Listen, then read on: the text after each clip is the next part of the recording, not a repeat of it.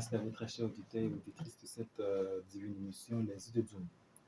Aujourd'hui, mercredi 13 décembre 2023, nous sommes là, nous, El Axel Aoundjouni, en compagnie de la hiérarchie spirituelle pour un autre numéro spirituel, ésotérique. Alors, ce soir, nous aurons à parler de la solitude. Qu'est-ce que c'est que la solitude? Que peut-on comprendre par la solitude? Et en quoi la solitude, qui est souvent comprise comme étant une mauvaise chose ou bien un mauvais état dans la vie de quelqu'un, en quoi cela est tout faux, tout le contraire, en quoi cela est un acquis très important pour son développement spirituel. Quoi donc? Dans la vie d'un homme, la solitude peut être utilisée ou pouvait être utile pour l'équilibre, pour le développement psychique, physique, émotionnel, spirituel, en somme, le développement holistique de l'homme ou de l'être humain. Donc nous aurons à décortiquer ensemble ce que c'est que la solitude. D'entrée de jeu, j'aimerais vous dire que ce qui est souvent utile pour le corps humain peut ne pas être utile pour les corps psychiques ou spirituels ou pour l'âme. Ce qui est souvent utile pour le corps physique, le corps grossier de l'homme, peut ne pas être utile pour les corps psychiques, spirituels ou même pour l'âme.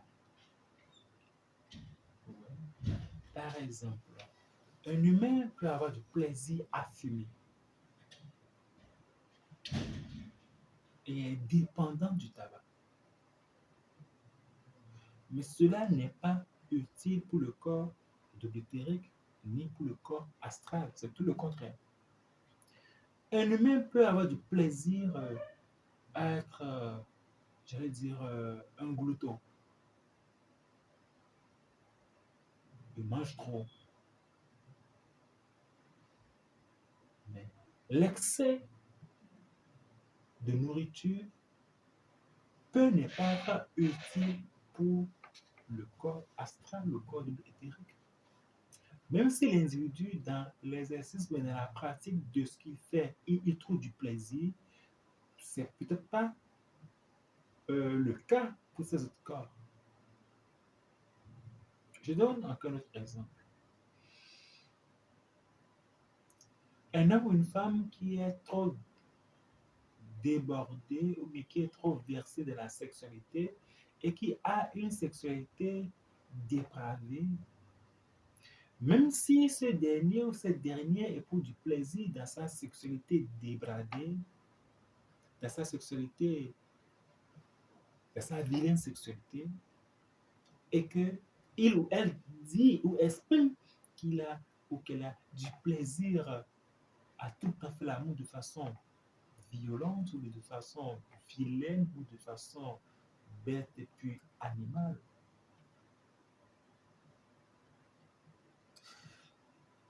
Se faisant passer comme étant un modèle, cela ne veut pas dire que pour autant que les autres corps psychiques, éthériques, astral, causal, mental, bouddhique, jusqu'à l'âme, produisent le même plaisir. Bien au contraire, cela est nuisible pour sa santé et pour les autres corps.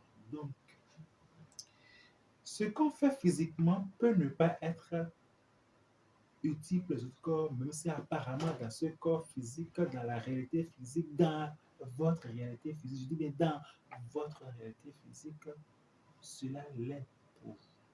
Et c'est une illusion, c'est Maya. C'est Maya, qui veut dire étymologiquement l'illusion. Ce qui permet de basculer, de trouver l'axiome ou l'équation qui permettra de répondre et de trouver la solution ou d'enclencher la marche vers une approche de solution se produit par une crise de conscience et qui débouche par la solitude ou la solitude qui amène vers la crise de conscience et qui continue toujours par la solitude et dans la solitude avant la prise de conscience. Ainsi donc, la solitude est un état ou une étape d'état de conscience. La solitude, c'est un état ou une étape d'état de conscience. Je répète encore une troisième fois. La solitude est un état ou une étape d'état de conscience. C'est un état de conscience ou une étape d'état de conscience. Parce que dites-moi, les plus belles réalisations se sont produites dans une solitude.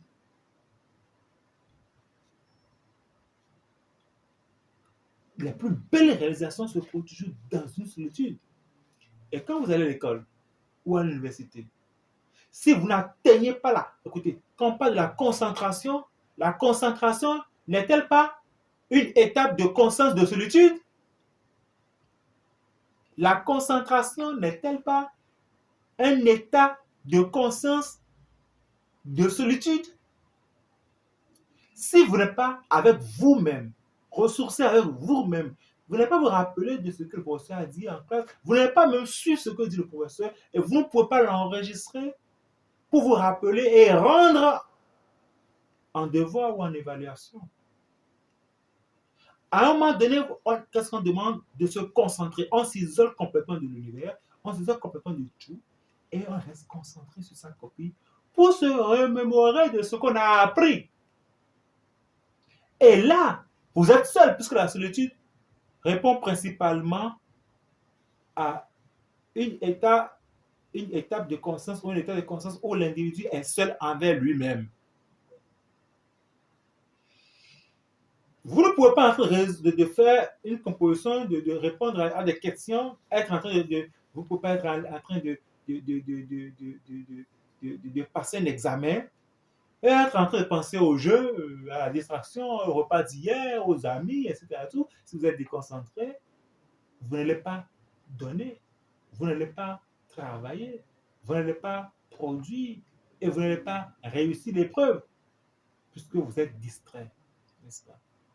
Alors, la vie est un amas de phénomènes ou de situations qui nous distraient du cheminement spirituel, qui nous distrait, ou du moins qui nous distrait de la reconnexion et du maintien de la connexion avec notre âme.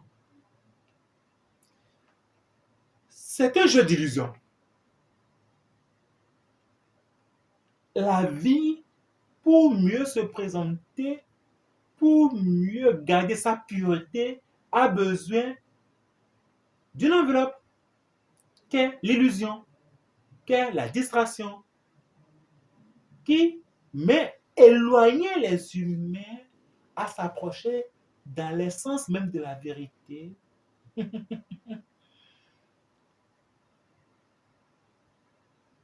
En mettant tout en mouvement comme jeu ou phénomène ou situation qui nous éloigne du cheminement spirituel qui est fondamentalement rester connecté avec son âme.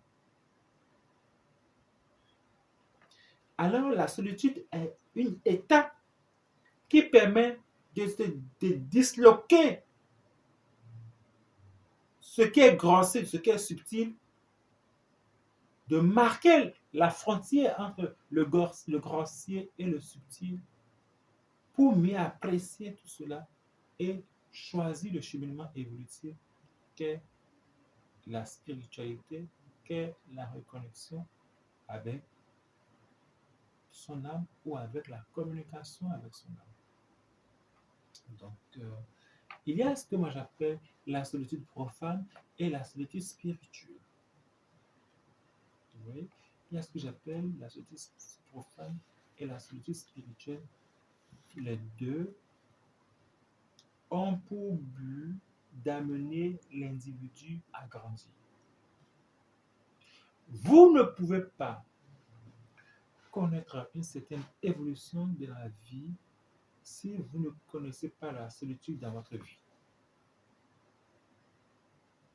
Vous allez remarquer que dans les couples, quand l'un des partenaires n'a pas appris et n'a jamais connu la solitude, le couple bat des ailes. Parce que les gens se marient ou les gens se mettent ensemble parce qu'ils sont tous des mendiants de l'amour. Les gens se mettent ensemble parce qu'ils sont tous en manque de quelque chose qu'ils cherchent à prendre chez l'autre.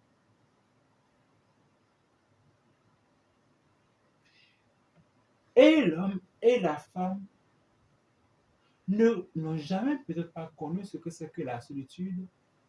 Et on dit en français profane, je vis pour toi, tu es ma raison de vivre, sans toutefois comprendre, sans toutefois, on utilise ces mots en vidant ces mots de leur vrai sens spirituel. Puisque peut vivre pour toi sans toutefois te vampiriser. Parce que qu'est-ce qui se passe en vérité, je vous le dis, c'est que l'homme va vers la femme et se marier parce que peut-être elle a de jolis paires de fesses, elle a de jolis seins, elle est très belle, elle est élancée, elle est courte, elle est claire, elle est noire, elle est machin, j'en sais rien.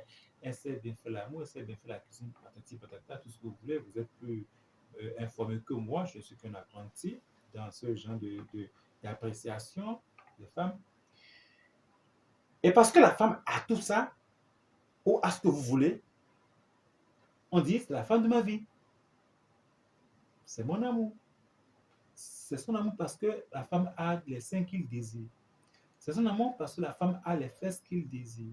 C'est son amour parce que la femme, elle est bonne au lit. C'est son amour parce que la femme, elle est très belle. C'est son amour parce que la femme, elle est claire. C'est son amour parce que la femme, etc., etc. Et donc, il l'a épousée parce que c'est ça qu'il recherche. Ni plus, ni moins, en vérité. Et donc, quand il s'en va être que l'une de ces choses soit en manque, il ne trouve plus son repère. Il n'a jamais connu la solitude. Pour se poser la question à savoir, est-ce que véritablement, au-delà de tout ça, qu'est-ce qui me retient ou qu'est-ce qui me lie avec cette dernière? Pareil pour la femme.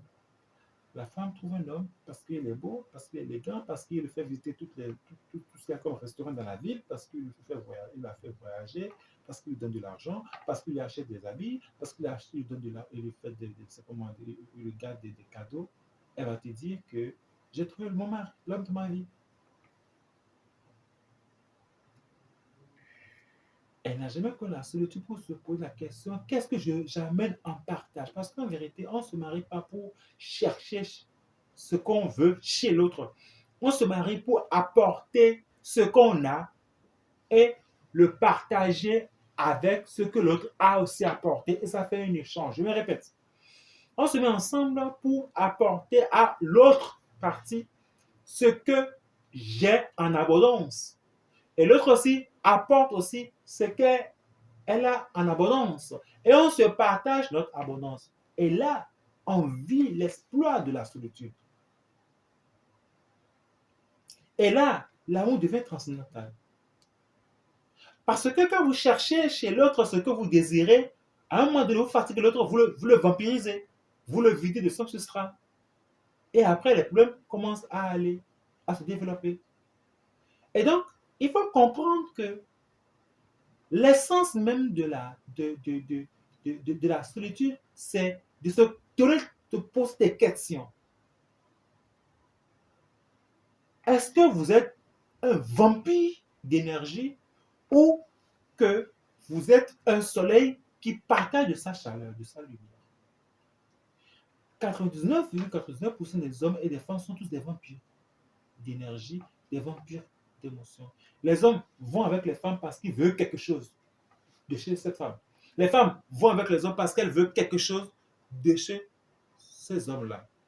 Personne ne vient en relation pour partager ce qu'il a trouvé.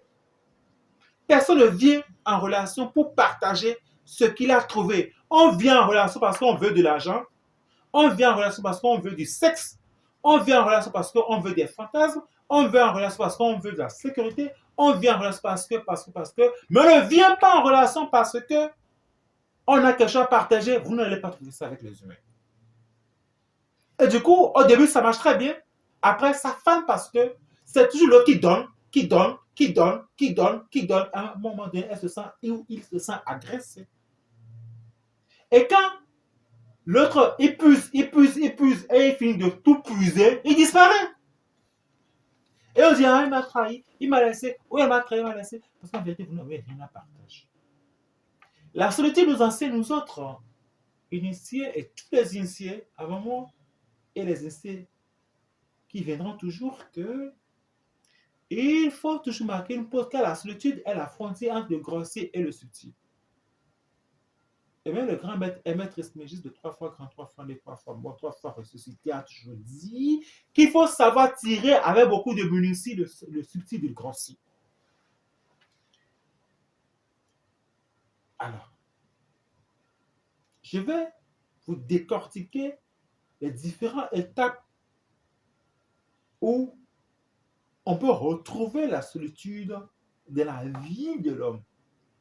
Et ceci a commencé par la conception. Alors, voilà, pendant la conception de l'enfant, quand l'homme et la femme se mettent ensemble dans une chambre pour sexuer ou pour faire l'amour, il se produit déjà de la solitude. Parce que l'homme, il quitte ses amis, il quitte sa famille, il quitte tout le monde, il rentre dans la chambre. La femme quitte ses parents, quitte tout le monde, quitte la masse, elle rentre dans la chambre et les deux sont en solitude. À double clé. Et ça, je parle des hommes qui sont, des femmes qui sont normalement constituées. Des hommes et des femmes qui sont logiques et qui sont encore un peu dignes d'être appelés hommes et femmes. Car, qu'est-ce que nous on constate maintenant dans la rue de Cotonou? Les garçons et les hommes et les femmes, maintenant, c'est dans les rues, à la plage, sur les tas d'ordures, dans les maisons inachevées, les maisons délabrées, abandonnées, dans les bas-fonds, dans les chambres d'hôtel, les chambres de passage, dans les voitures, même dans les remorques des titans, dans les hauts carrefours, partout, que les gens s'accouplent pour faire des zombies d'enfants comme eux. Après, ça vous dit qu'elle a ça, moi, je c'est vrai quand je parle. Mais je ne sais pas, c'est vrai, c'est une triste réalité.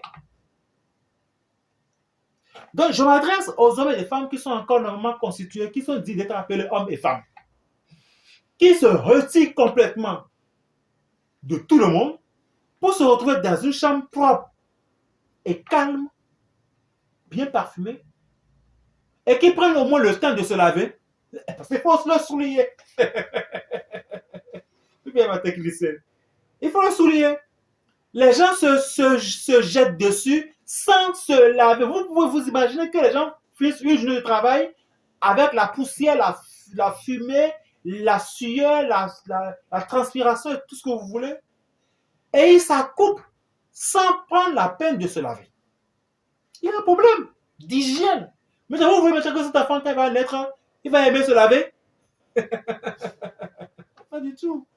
Ils sont assez crottés comme vous. Après, on dit que rien qu'à dire là. Toi, même quand tu le concevais, tu n'as pas pris une douche avant de le concevoir. Bref. Alors, quand les deux se retrouvent ensemble pour s'accoupler, ils sont en solitude. Et ça se fait cacher. Voilà. Encore que, quand il est question, encore que, il y a la question du temps et de certaines choses que je ne vais pas aborder ici. Donc, depuis la conception, déjà, là, la solitude de l'acte sexuel est souvent en solitude. Vous ne verrez jamais des gens normalement constitués se retrouver en plein marché et faire l'amour. Ou bien à la plage pour faire l'amour. Seuls les imbéciles, les idiots font l'amour à la plage ou dans les lieux que je viens de citer. Donc, l'acte sexuel exige la solitude qui est la note qui rehausse du sacré de la chose. C'est la note qui rehausse le sacré de la chose, le respect de la chose. On peut être en train de faire l'amour, on vous ouvre la porte dessus. On vous pense, vous dit que une heure, il faut rendre la chambre parce qu'il y a d'autres qui sont en train, qui sont dans la tête, qui veulent utiliser la chambre parce qu'on a pris une chambre de passage. Non. La solitude, prenez le temps au moins d'avoir votre chambre à coucher, de louer, d'avoir votre maison et de retrouver vos copines dans vos maisons que de les retrouver dans les chambres d'hôtel ou des chambres de passage. Et d'ailleurs, les filles qui aiment se retrouver dans les chambres de passage avec les garçons sont tous des idiotes. Parce que si votre garçon, votre homme, vous retrouve et vous amène tout dans les chambres de passage pour vous faire l'amour, vous-même là, vous ne savez pas faire les bons choix. Le gars est incapable de te retrouver en intimité dans sa chambre, à lui. Et celui-là maintenant sera un papa, un père de famille comment, un bon copain comment, non plus. Donc il se pose un problème dans le choix de son partenaire. Et personne ne fait le choix du partenaire avec vous. Vous faites le choix du partenaire en solitude. Voilà. Vous êtes seul. Vous avez des prétendants. Vous analysez. Vous voyez ce qui est meilleur pour vous et vous choisissez le meilleur. Toutes les femelles font pareil. Regardez parmi les poules. La poule va vers le mâle dominant de la basse-cour. Avec les animaux, dans la forêt aussi, les femelles vont toujours avec le mâle le plus dominant. Parce que les femelles savent qu'avec le mâle dominant, elle a plus de capacité de garder en sécurité ses enfants et d'assurer sa descendance. Maintenant, aujourd'hui, les filles font complètement l'inverse. Parce que les filles n'ont plus de vision. Elles ne choisissent plus en solitude. Il faut apprendre à choisir en solitude après avoir analysé. Donc la solitude, c'est sa capacité de se retirer complètement, d'être seul et de voir les forces et faiblesses et faire un bon choix qui pourra vous amener loin et qui peut vous donner gagnant. Voilà. En somme, la solitude n'est pas mauvaise. Elle est mauvaise si elle n'est pas maîtrisable. Là, ça veut virer dans, comment vous appelez ça souvent, la dépression. Quand la solitude n'est pas maîtrisable, quand la solitude est envahissante, quand on ne définit pas la solitude, quand on n'arrive pas à sortir de la solitude pour aller prendre des bouffées d'oxygène, elle peut devenir envahissante car elle va vous désorienter. En fait, c'est lui de la solitude. La solitude davantage a pour principe de vous retirer du monde profane, du monde agité, de vous retrouver seul avec vous-même pour tirer des leçons. Donc, quand vous vous déconnectez du reste du monde et que vous ne vous reconnectez pas très vite, vous perdez le repère et vous risquez de rentrer en dépression. Je ne parle pas de cette solitude. Je parle de la solitude où vous arrivez à vous déconnecter, mais aussitôt après une brève période, vous devez encore vous reconnecter à la vie.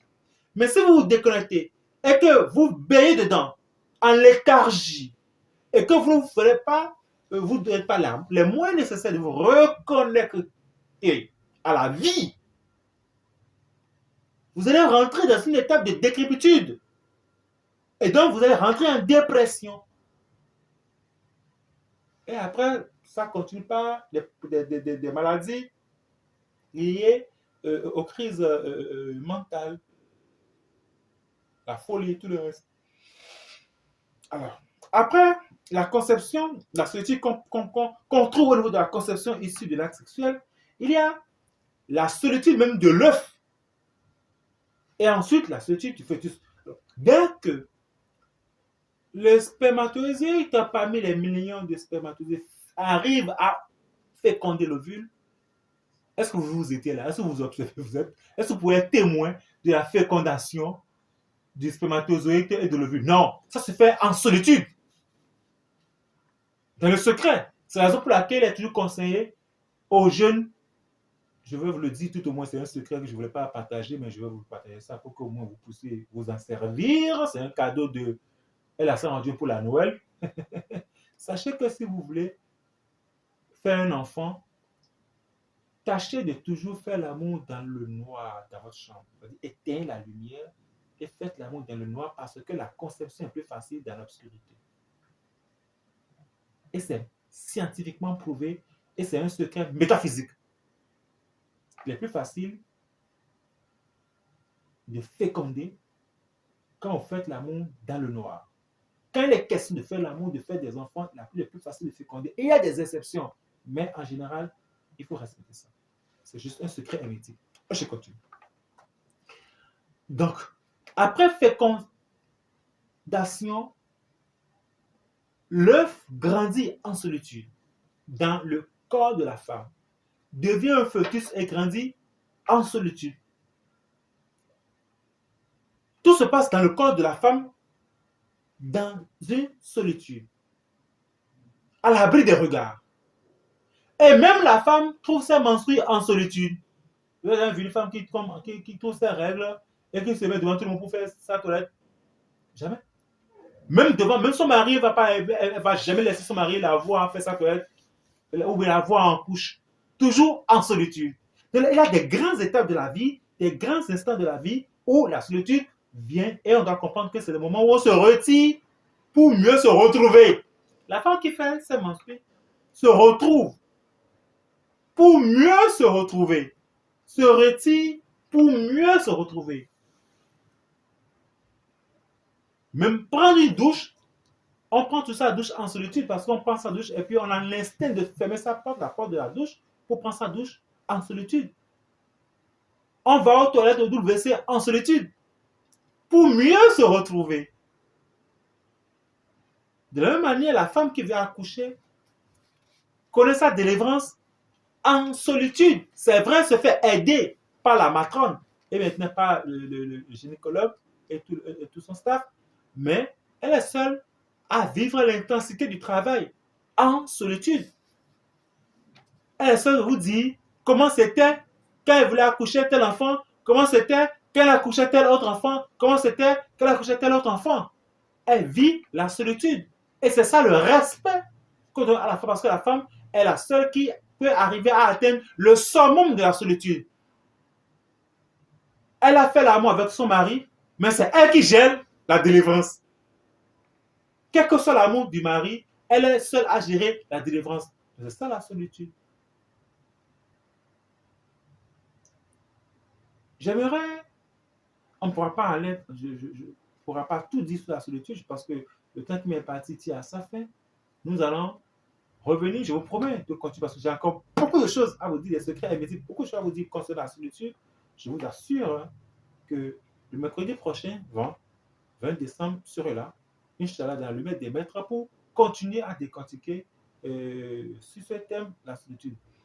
J'aimerais juste vous rappeler que demain, jeudi, nous allons clôturer la retraite de Shambhala, les 30 rituels. Donc, on vient de faire un mois, la retraite de Shambhala.